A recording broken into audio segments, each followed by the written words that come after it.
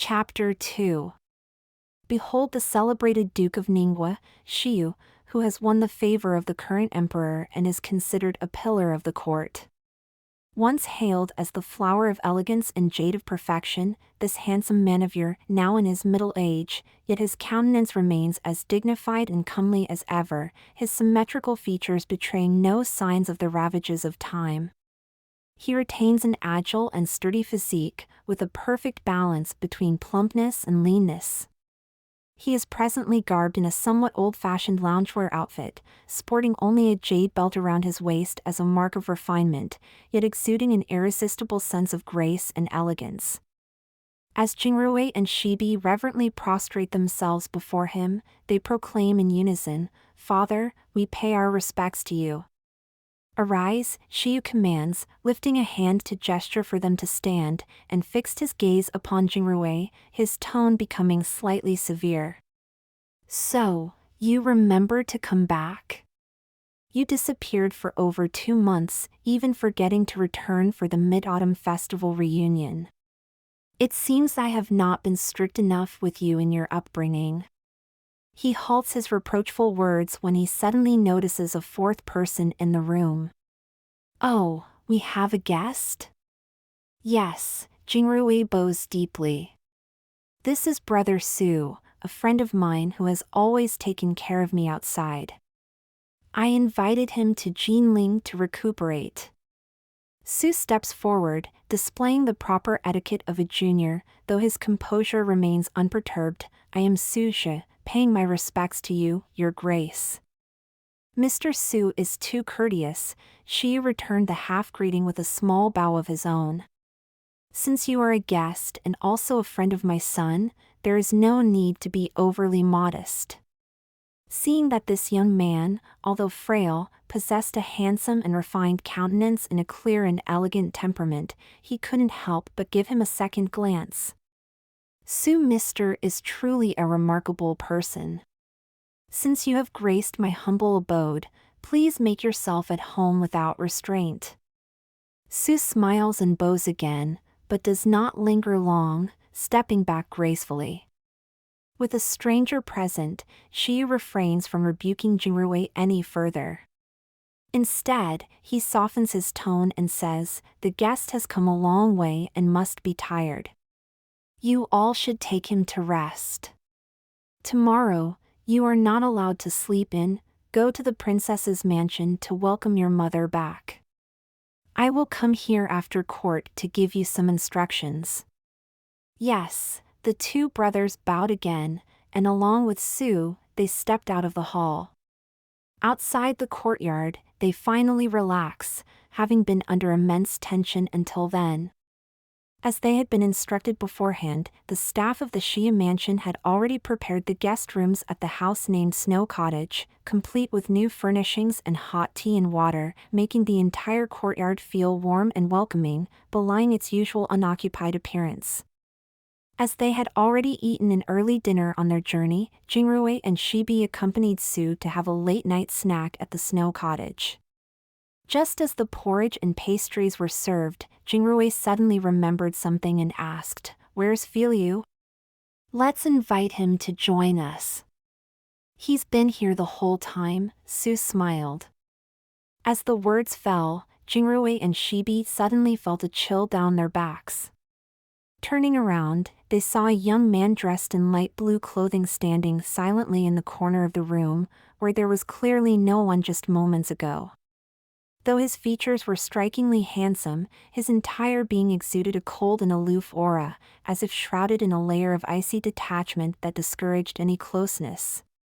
"While it's not the first time seeing Filiu, I still find his movements technique is quite strange." Shibi lowered his voice and whispered, "Brother Su, with him as your guard, I dare not approach you too closely, for fear that he might misunderstand and strike me with a lethal palm." "Why would he?" "Filiu has a good temper and is well behaved." Su lifted his hand, and in the next moment, Filiu had already drifted over and crouched down, leaning his head against Su's knee. "See, he even likes to act spoiled. He just occasionally gets confused about what's real and what's not. When he's around, Just don't play around too much. Jingrui and Shibi already knew that this extraordinary martial artist guard had suffered a brain injury and had some mental deficiencies, but they both revered Su like a teacher and had no intention of playing around with him anyway. So Su's instructions were just instructions. Philia didn't like to eat porridge, so Shibi had ordered noodles to be cooked for him instead. While everyone was eating and chatting, there was suddenly a loud commotion outside the courtyard, with someone laughing loudly as they walked in, saying, "You guys are so slow, I almost grew hair waiting for you." Jingrui was overjoyed and jumped up to catch the newcomer, Yujin. Shibi, however, frowned and asked, "Yujin, how did you know we were here so fast? We just got in, and it's so late. What are you doing here? I told your housekeeper to give me a message as soon as you came back." Yujin strode up and greeted Su. "Brother Su, you look well. These two didn't bore you to death without me, did they?" The eldest son of the imperial uncle's household, Yujin Yen, is the best friend of Jingrui. Originally, the three young masters planned to travel together and return to Jinling with Su, after encountering him on their journey.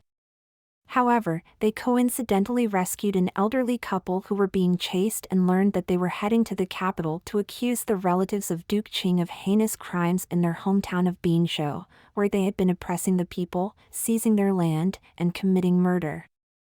Shibi, fearing his father's disapproval due to their good relations with Duke Qing, did not dare to get involved in this matter.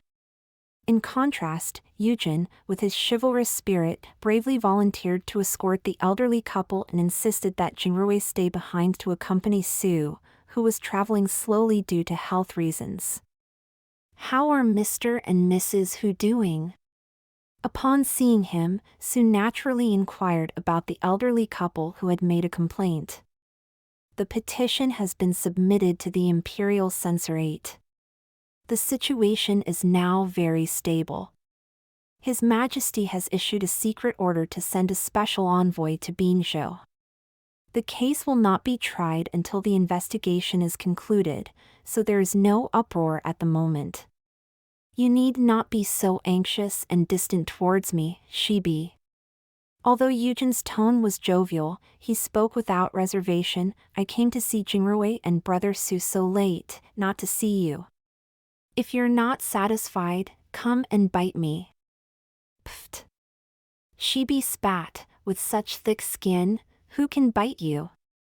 Enough with the jesting. Yujin dragged a chair over and sat down at the table, lifting a cup of tea and drinking it all in one go. "Let me tell you something serious.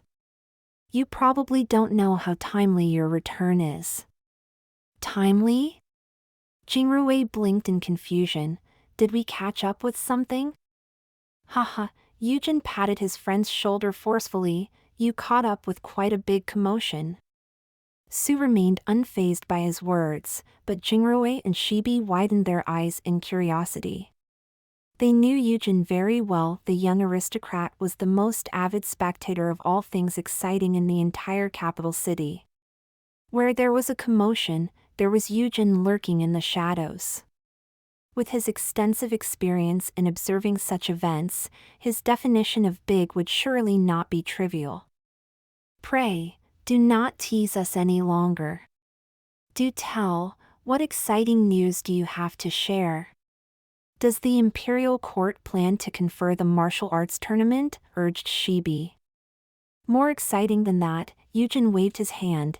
"Do you remember when we first met Brother Su outside that small county town? Do you recall who we saw?" "We saw." Shibi paused to recall. The delegation from Dayu Kingdom sent to visit our great Liang. At the time, they caused a scene in the tavern, claiming that they had lost the imperial edict they had brought. They even went so far as to ransack the place and search people's bodies.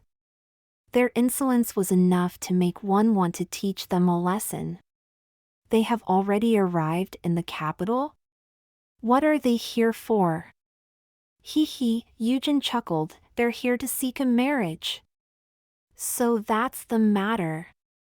Shibi sounded somewhat disappointed. The emperor will surely conduct the customary examination of these envoys, which, although interesting, may not necessarily be all that exciting. Don't be so hasty, Yujin gave him a sidelong glance. This excitement not only involves the emperor and the Dayu envoys but also a third party you would never have guessed. Guess who it is? Jingrui and Shibi were just starting to think when Su interjected. Could it be that the envoy from Northern Yen has also arrived in Jinling? Brother Su is right on target. Yujin felt a bit deflated, but quickly perked up. The Northern Yen envoy is also of considerable size, and both sides have been in a covert struggle in Jinling for several days. The emperor has been unable to make a decision, or perhaps he simply doesn't want to, so he has issued a royal decree that 3 days later, outside the Zhulu Gate, there will be a fair competition. This is getting interesting, Jingrui raised his eyebrows. We have already seen at least one golden eagle, Haiming in the Dayu delegation, and although we do not know if Hatuoba has come from Northern Yen, they certainly won't be lacking in talent. This competition between the two sides is indeed worth seeing. It's not just between the two sides, but among three. Yujin smiled triumphantly. What? The two brothers asked in unison. There's another delegation? Yujin was preparing to sell the suspense, and Su chuckled, saying, I guess there is still a host involved.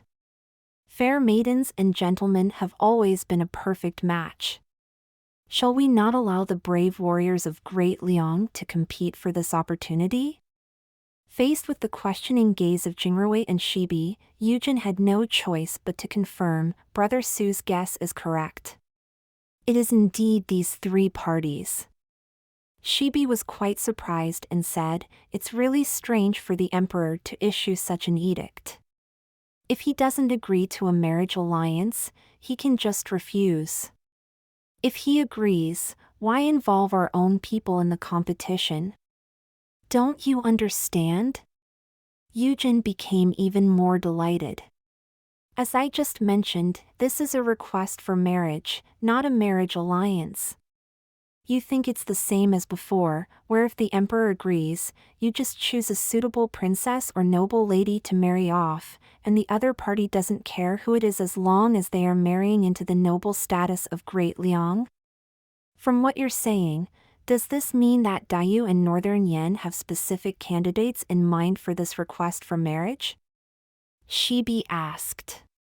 Correct. Yujin replied with a mysterious expression. A specific candidate, someone who they are willing to fight for and marry, no matter how battered and bruised they may be. Do you want to guess who it is?